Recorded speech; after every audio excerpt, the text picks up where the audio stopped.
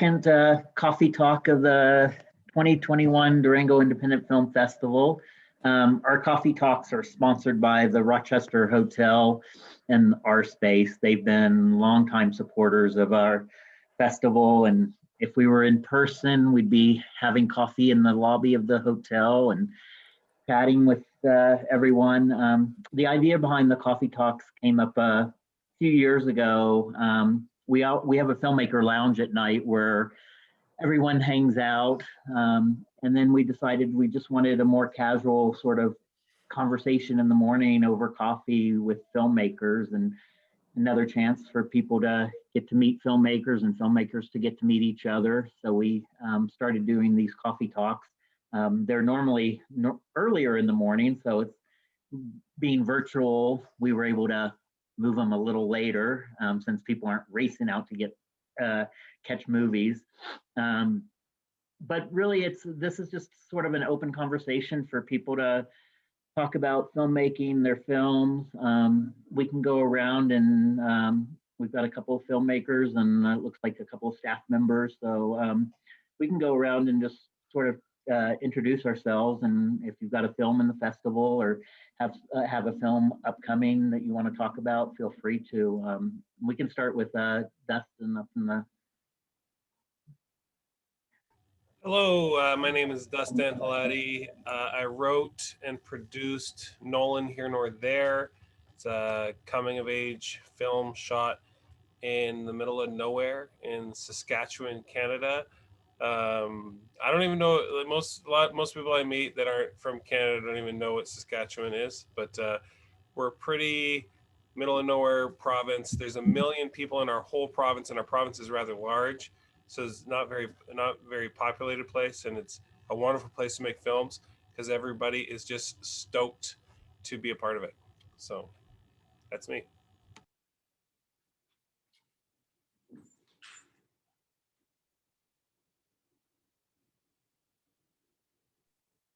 You're muted, Greg. Oh, there you go. See, it's too early in the morning. I haven't had quite enough coffee in my lovely Durango Independent Film Festival coffee mug. George, you want to go ahead and introduce yourself? Sure. I'm George Johnson. I'm head of the Narrative Film Committee, and it's my job to keep all my team in line and going strong. Rob, it looks like you're just getting adjusted there. Do you want to say who you are? I'm Rob Brantley. I'm on the feature screening committee. I brought my coffee with me. Saturday morning. Yep. And I'm not sure who's the owner iPad, but if you want to say good morning and let us know who you are, that would be great.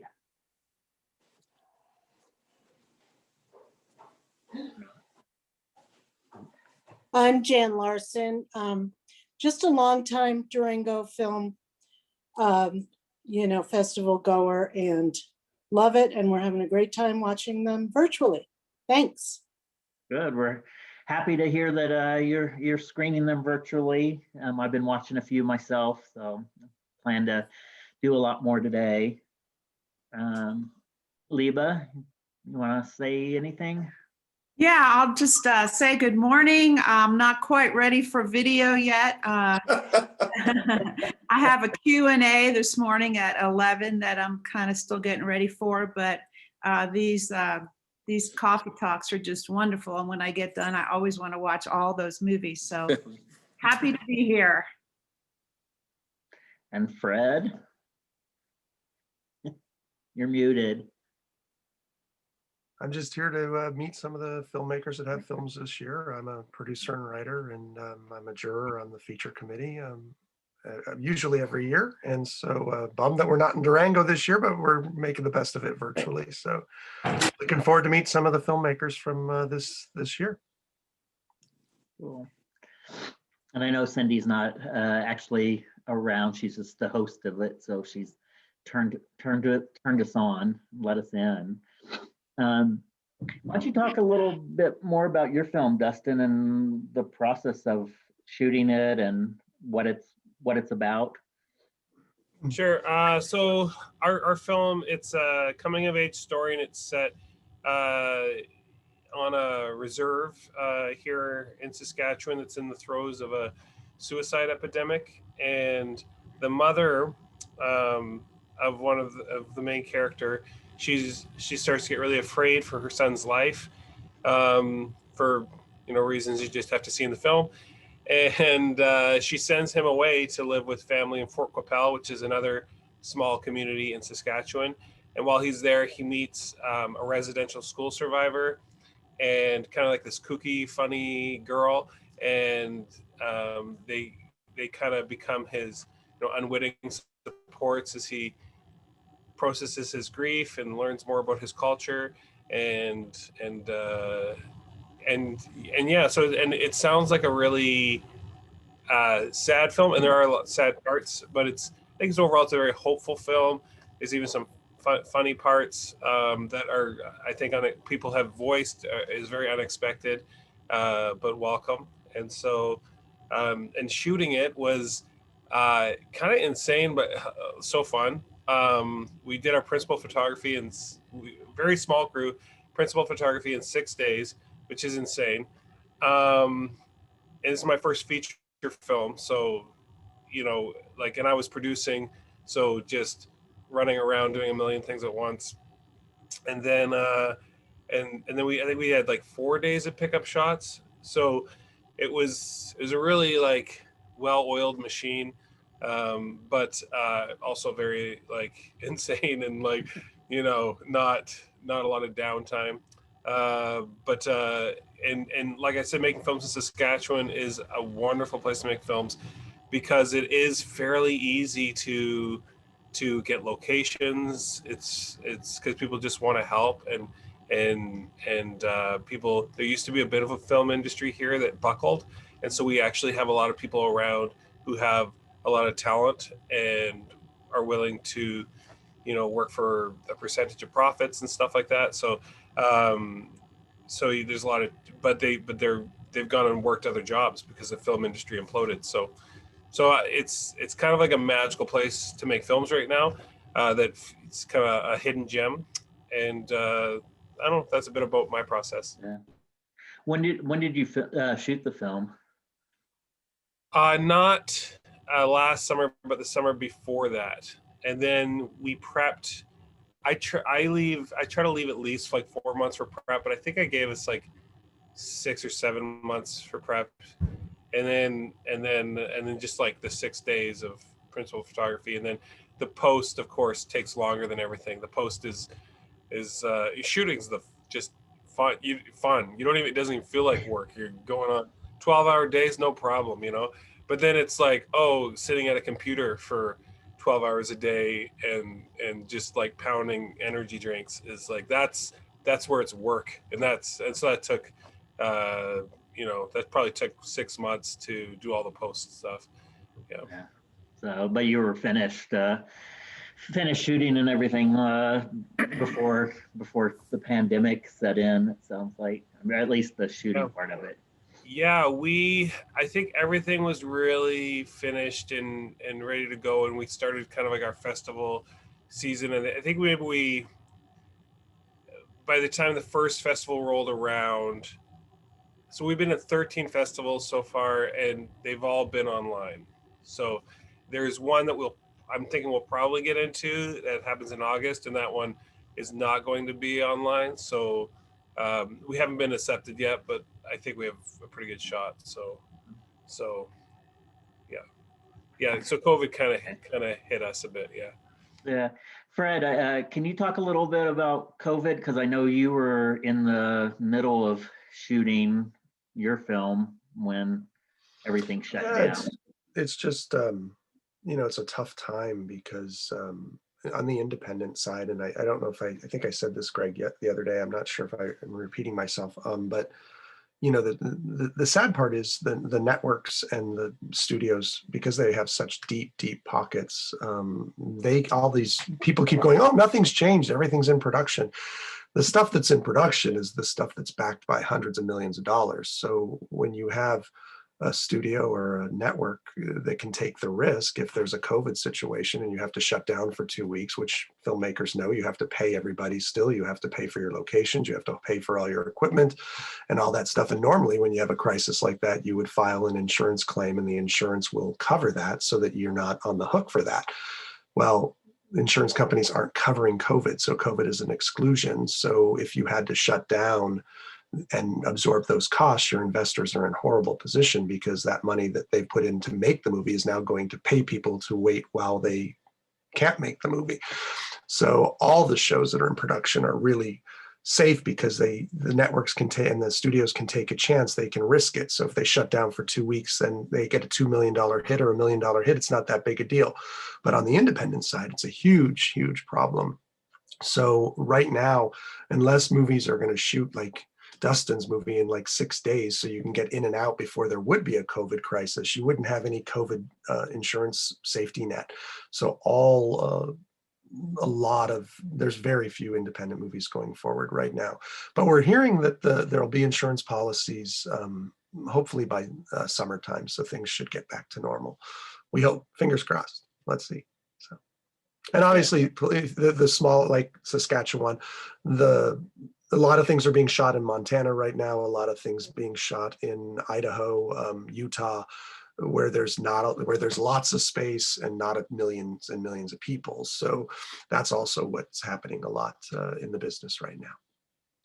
Yeah, and I know I have a friend that works on Lifetime movies, and they've started reshooting, but it's added a lot of cost to them because they are now living in a bubble. So they take over the whole hotel and they feed everybody and, cater 3 meals a day and, keep them all inside and they can't really go out. So, yeah, it's crazy. You're used to being on a set where if you want an apple or you want some chocolate or you want something, you just walk over to the craft service table and you help yourself. And that's the thing of yesterday. That's gone now. There's COVID protocol people on every set. So if you even want a bottle of water, you have to you have to call them. The COVID person gets the water and brings it to you, make sure it's wiped down. I mean, it's a whole different world on a set right now, and you can't even have visitors come to the set. That's not allowed because of the risk that somebody could get sick. So it's a really tricky time, but hopefully, by the end of this year, maybe things will get back to some normalcy, but fingers crossed. Yeah, let's hope. I mean, I'm an event planner here in Durango, and we haven't had anything in a year now. I mean, our festival it was the very last big event to happen in Durango before everything shut down. So it's so true, because when we were there last year, and you guys that were there, you remember, I mean, COVID was just getting its foothold. Literally the week that we were there, and we were all like, I was flying back to LA, and John, one of the other jurors with me, and we're like, are we going to get back into California? Are we going to be locked out? I mean, what's going to happen? And it was such a trip because they do such a great job with this festival, and it's the party atmosphere and everybody's hanging out and having cocktails and seeing movies and all that kind of stuff. But we had this angst over us last year because the virus was just getting its traction, and everybody was like kind of doing fist pumps and nobody was like hugging, and it was really weird. And then we all got back, and then 2 days later in Los Angeles, we went into complete lockdown. So it was surreal. So, I mean, look, we were lucky to get the festival in last year. I mean, we were so lucky to be able to enjoy a good spin on that. Dustin, you'll have to go back to Durango if you've never been there. One of the main reasons I submitted to Durango is because I was just hearing from filmmakers about what an amazing experience it is. I would say also it's been the best online experience so far. I haven't been to, out of the 13 festivals, this has been the first one that we're actually had mixers and coffee talks and stuff. Usually, on my own, I've been trying to meet filmmakers and checking them out on Instagram and stuff. But there's seems to be a real effort to make it an amazing experience at Durango. I'll say this about them: they could have easily taken a pass on this year and been like, we'll just do the minimum. But one of the greatest qualities of this festival is how everybody meets each other. And I mean, like Greg and Rob and George, I mean, we've all known each other for many, many years now, and you become a family. And that's sort of what Durango has promoted. And so it's so cool that they've done this online stuff so that everybody can still meet each other and have a conversation and talk about their films and the progress and the process. So it's not quite what it would be, but it is pretty cool that they've done this because it's still a connection. You have a connection with everybody else on, you know, in the team and stuff. So it's great that you're participating in a lot of it. I hope a lot of the filmmakers continue to do that this week. Yeah, hopefully we'll have maybe a few more join us. I know it's, you know, early on a Saturday morning, but I'm curious, Dustin. Give us a little bit about your background. You said this was your first feature film. So what have you done prior, and what got you into filmmaking? Well, I've been a writer for a long time. So and my background is usually short stories. And you know, novels that never got published, but I have my short stories were published in like Canadian literary magazines and that type of thing. And so I really spent a lot of time writing, just years and years writing short stories, and that was kind of like my main background. I wanted to be a writer, and I was also a musician for a long time. And I kind of reached this point where I realized like I had like a lot of creative pursuits. And they were all kind of at 10%, you know? So I was like mildly, you know, I was like doing okay in a lot of things. And I don't know, I had an epiphany one day that's like, maybe if I add up all these 10% and put it into one thing and go 100% into something. And I'd been doing a little bit of filmmaking musically, mainly through music videos and skits. And I kind of was enjoying that. And so I made a short film that did okay at some local festivals. And then I wrote a pilot that we kind of just made ourselves, like low budget. And then this was my first full-length film. And so it just kind of like gradually kind of seeing what's possible and what I could do.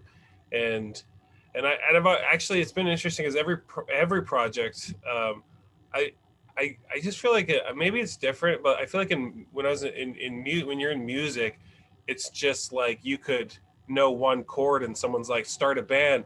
But in film, it's really tough because you got, I don't know what it's like for other people, but I always had a lot of people tell me not to do it, or I couldn't do it, or which is just fuel for me. So I was like, because I need to try, and if I fail, that's fine. But and it's been such a ride. It's so fun to make films,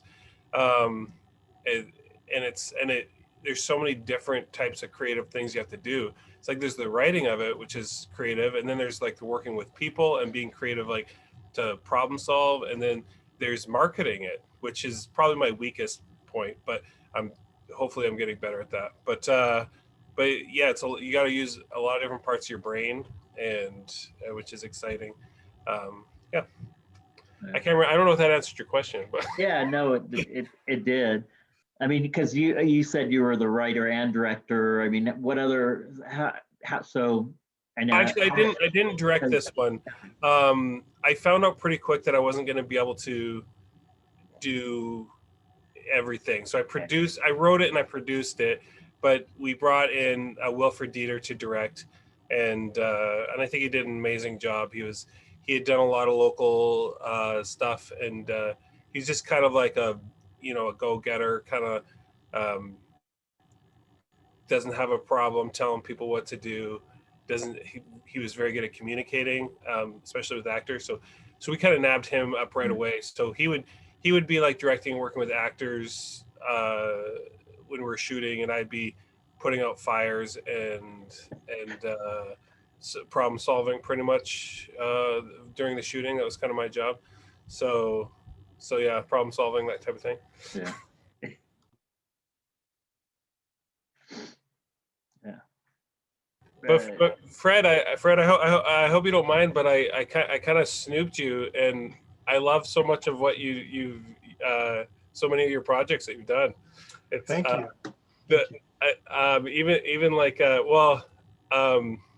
Vegas Vacation was like, you know, my first vacation film. I used to have a poster of it up in my room that I stole from the local Blockbuster. Yeah, we get that. Well, you're probably a little kid when I made that movie. I think I was a teenager. I was old enough to like you know, relate to the teenage boy's sex drive. I remember, but even this the Specialist. I was younger on that one because I wasn't allowed to go to see it at the movie theater, and my grade 5 teacher happened to be in front of me in line at the movie theater, and we went to go in.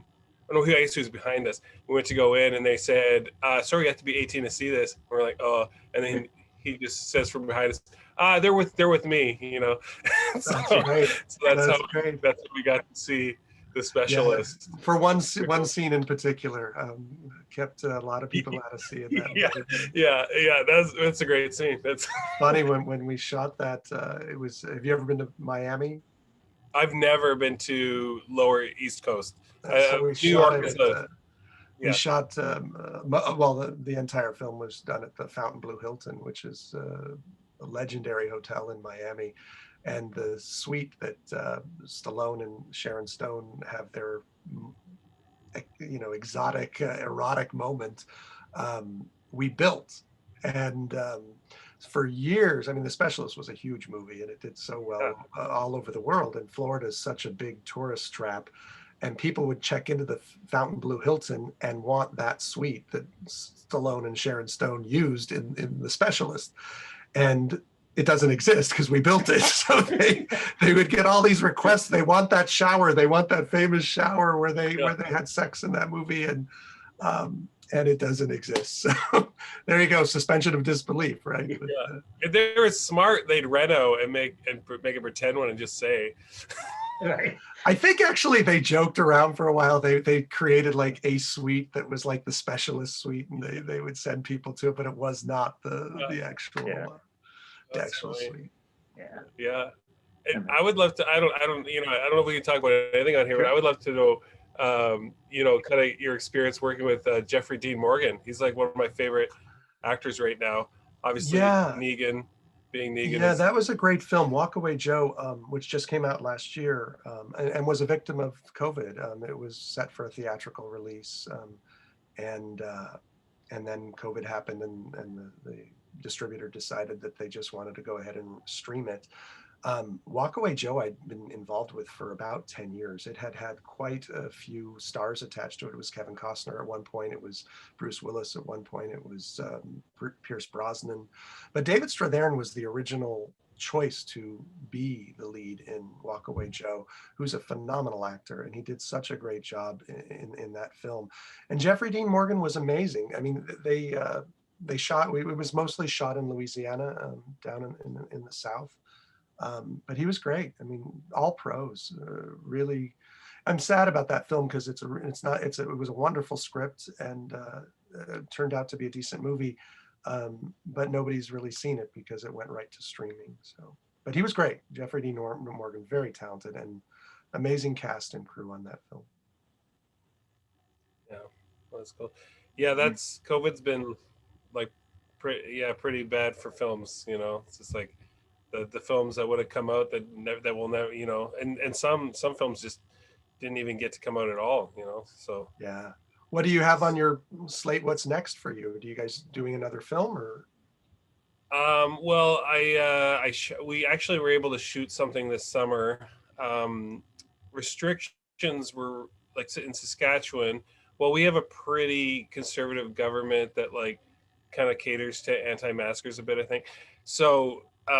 We didn't even have any guidelines for filming just because our industry tanked. So the government didn't even have that. And then, so we were going just by gathering things, which were like pretty loose. We were able to have like a small crew and not too many actors and really not go over the limit. So, and you know, of course we had to get creative with spacing people and making sure that people weren't, too close to each other, besides, a makeout scene or two. But yeah, so that's like being edited right now. And then I'm writing a couple things that I'm hoping to get off the ground, because now our restrictions are in the summer they were a little looser, but now they've really cracked down, and we're pretty much like no one's allowed in anyone's home, and so and it's really cracked down since. So I don't think we couldn't make a film now. So we're just kind of waiting for restrictions to lift to maybe film something. Yeah, well, that's good. Good luck. I hope it all comes together for you. I have a question for you. Might know this more. So, how do you think, like, once we sort of get through the pandemic, are movie theaters going to come back, or are people still going to? What are studios going to do, or and independent filmmakers? I mean, Are we going to stay virtual and screening? And I hope not.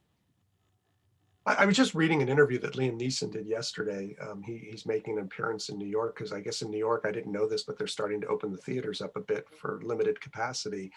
And he made a statement, and I agreed with it completely. Going to see a movie in a theater, there's like a sacredness to that. I mean, it's like a great, it's a moment when you're watching a film at home. I mean, yeah, sure, you can relax and you can eat and you can do whatever you want to do, but going to the movie theater and seeing it on a big screen, I mean, I hope that we don't lose that,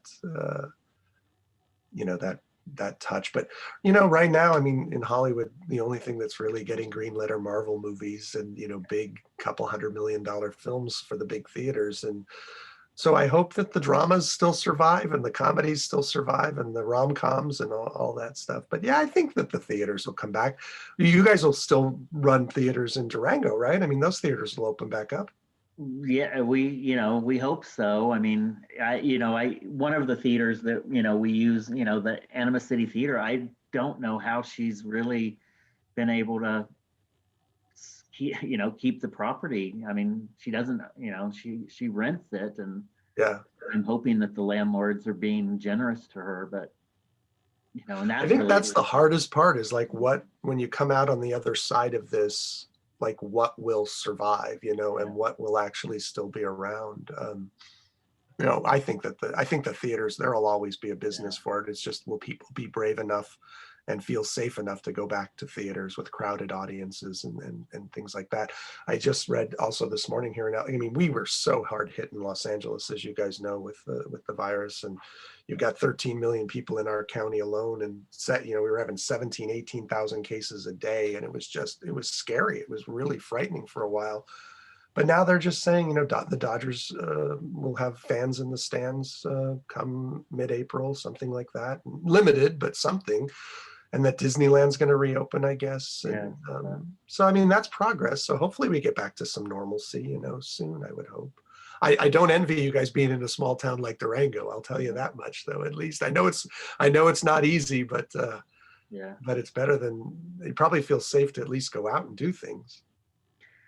Yeah, I mean, for a while it did, and then then the surge sort of came, and I mean, summer was easier because it's much easier to get outside instead of in the winter when it's cold. All the restaurants downtown had bump outs, and so that was they took over one lane of the street, and so there was a lot more outdoor dining and stuff. You don't want to sit outside in your parka in the in the middle for meals. So it's and when we were planning the festival, we were hoping to do a hybrid festival, because we thought that there would be people that were uncomfortable going to a theater, but we were going to move everything out to the stadium theater, the multiplex, and not use the ones in town, which would have been unfortunate, just because that's the Gaslight Theater and the Anima City Theater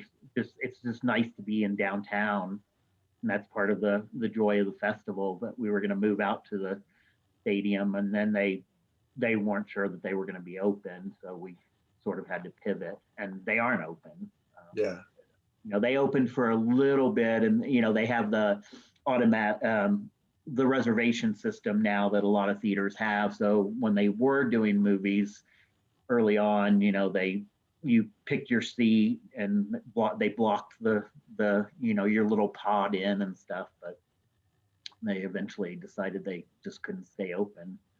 So I'm hoping, when they do reopen, that the Gaslight and Anima City Theater will reopen as movie theaters, because we really don't. I mean, it's nice to use the multiplex just because of the technology and everything, but it would change the atmosphere a bit, not being downtown.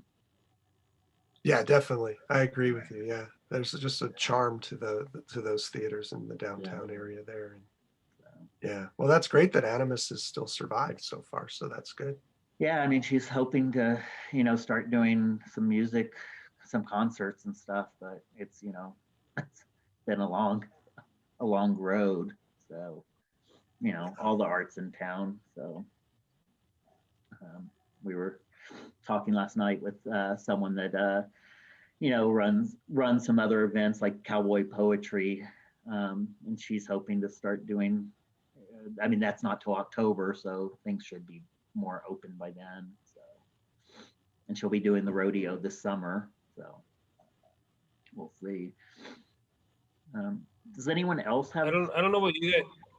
Mm-hmm. Go I was ahead. gonna say, I don't know what you guys, but I'm a theater goer. Like that's kind of like church to me. Like I like going to the theaters, and I think it's harder and harder to go to the theaters if you're not into the Marvel universe.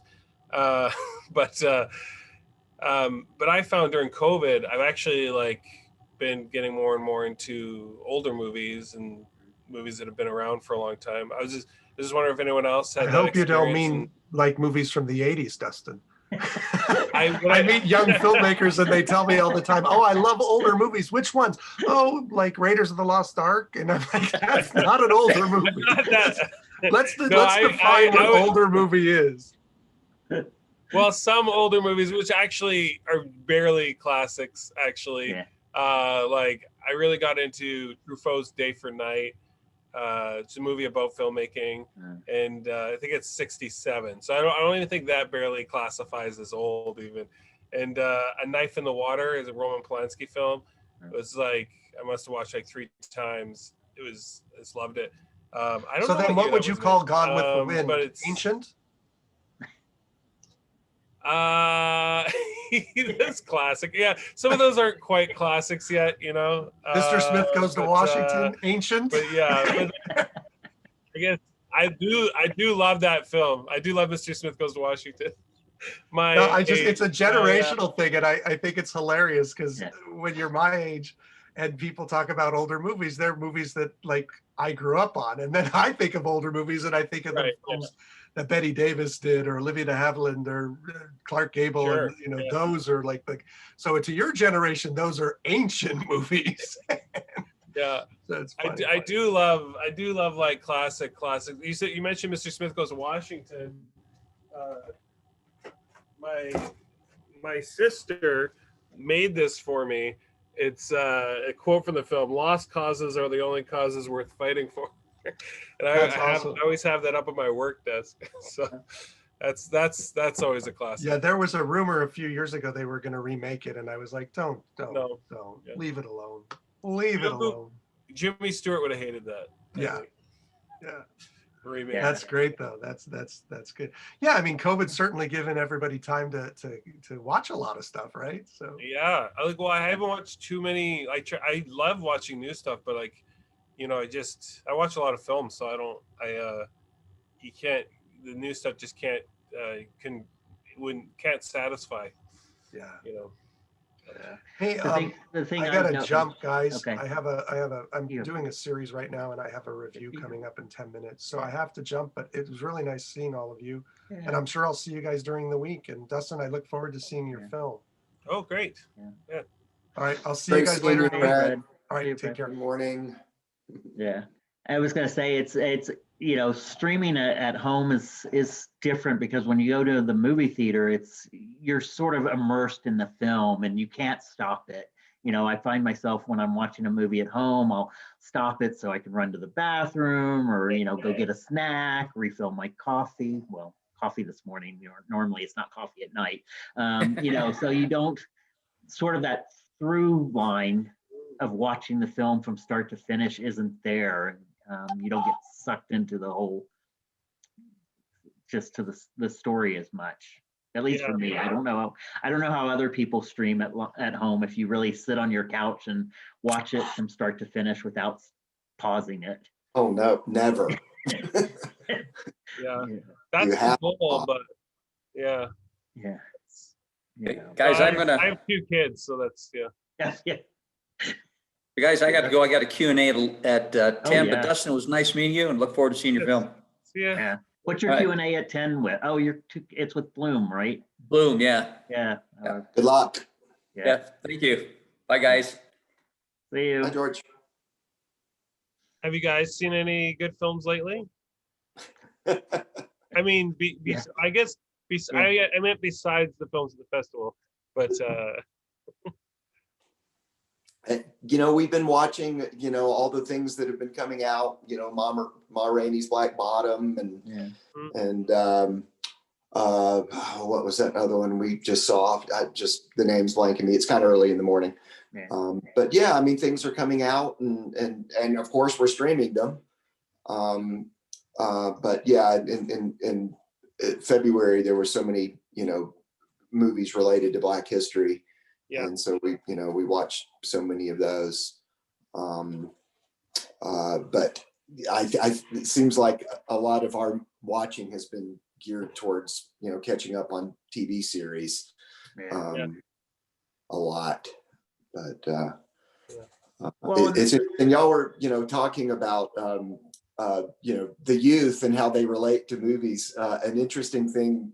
I wish Michelle was here to talk about it because she's in it, but I get to observe it. My wife teaches film history at the college here. And so she, of course, has pivoted that class to online. And so she has class and then she starts the movie and she kind of has to monitor the movie and it's on Tuesday evenings when she teaches this class. And the interesting thing to both of us, but to me especially, is she's always taught that class in person, and she has a big classroom, and the students come and they watch film on TV, or on the big screen in a classroom. And I'm not saying it's not a bad experience, but the online experience has really given her some insight into how 20-year-olds watch movies.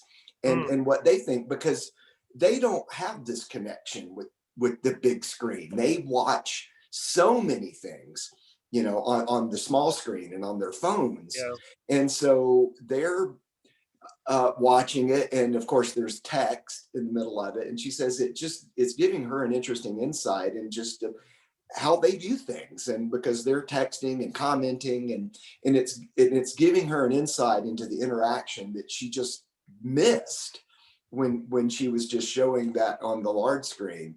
And but I think one of the things that she has realized in teaching this class over the several years is that she has to spend a good amount of time explaining the difference between movies and television to them, because they don't necessarily know. It's all on the same screen to them.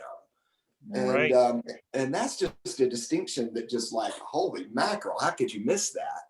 But we grew up, movies, you went to the theater, and TVs happened in your house, and that's just not the case anymore. So I think that there's certainly some blurring between, when a movie goes straight to video. Does that make it a movie? Right. Or does it make it a TV show? Yeah, it is interesting as those things get broken down, because it used to be a very different experience. And even even the fact that there's no commercials in our TV anymore, like that made TV a really different thing.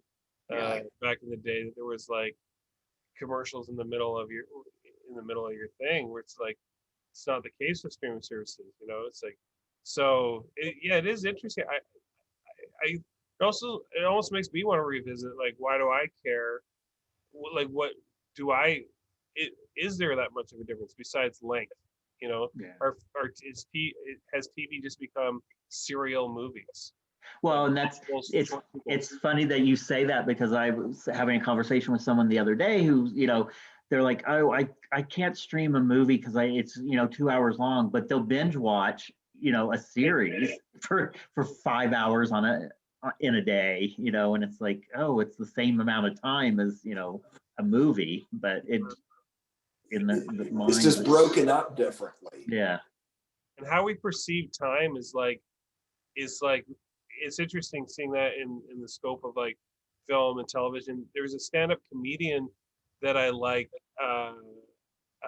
and he was saying that he used to do a 2-hour special and put it on the internet, and he'd be like, hey, watch my special, and people are like, ooh, 2 hours, that's but then, and he had a really hard time getting any views on the 2 hours, but then he started cutting them up into 5-minute chunks, and then, or 10-minute chunks. So he would take his 2-hour special and then he'd divide it up, put it on YouTube. And in his algorithms, he could see that people would not watch 2 hours of his content, but they would watch 3 hours of his content if it was broken up, because that when it ends, it's almost like this free will of, yes, I will choose to still watch. Yes, and I don't know if it's like an empowering feeling, like you're constantly choosing to consume. It's not, at no point are you sucked in, which I know which makes it a different experience entirely. I don't know, but yeah.